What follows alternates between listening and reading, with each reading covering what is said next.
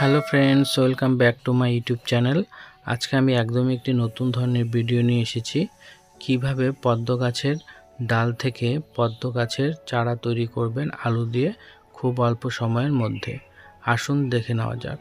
আমরা প্রথমে একটি পদ্ম গাছের ডাল কেটে নিচ্ছি।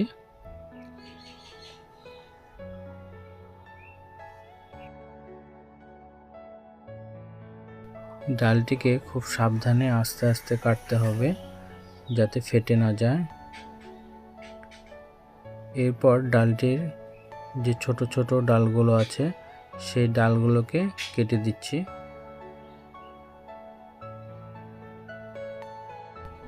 তো বন্ধুরা, আমি কিন্তু এখানে একদমই একটি নতুন প্রক্রিয়ার মাধ্যমে পদ্ম গাছের চারা তৈরি করতে চলেছি, জল এবং আলু দিয়ে, মাটি ছাড়া। তো আমি প্রথমে একটি পদ্ম গাছের মোটা ডাল নিয়ে নিয়েছিলাম এবং সেই ডালের যে গোড়ার সাইডটি আছে সেটা কিছুটা অংশ ছুলে দিচ্ছি। খুব সাবধানে আস্তে আস্তে করে ছুলে দিচ্ছি যাতে ডালটি ফেটে না যায়।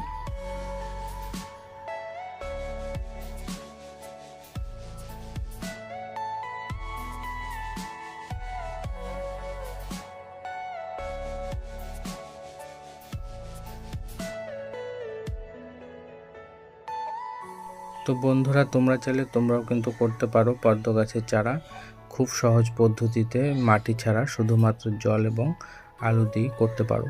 তো আমি যে ডালটি নিয়েছিলাম সে ডালটি কিন্তু চারিদিকে ছোলা হয়ে গিয়েছে আমার।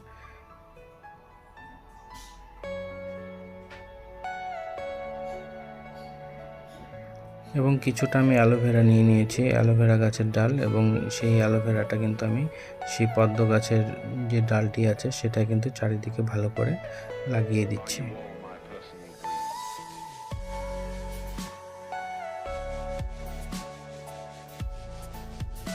তো আমার কিন্তু অ্যালোভেরাটা ভালো করে পদ্ম গাছের যে ডালটি আছে সেটা কিন্তু লাগানো হয়ে গেছে।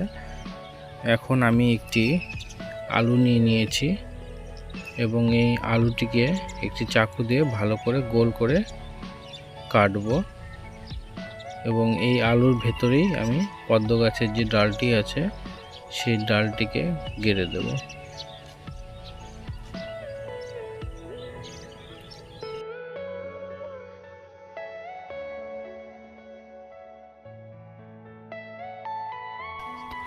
একটি গোল ছিদ্র হয়ে যাচ্ছে, দেখতেই পাচ্ছ তোমরা। আস্তে আস্তে চাকু দিয়ে আমি একটি গোল ছিদ্র করে ফেলেছি।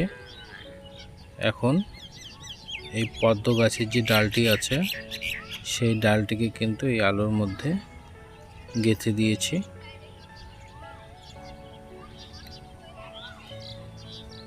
তো বন্ধুরা, এটা কিন্তু জলপদ্ম নয়, স্থলপদ্ম। দেখতেই পাচ্ছ আমি রেডি করে ফেলেছি।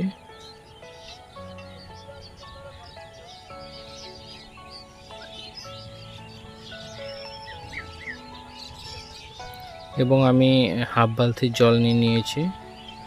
এই জলের মধ্যে এই পদ্ম গাছটির যে ডালটি আছে সেই ডালটিকে এই জলের মধ্যে রেখে দেব।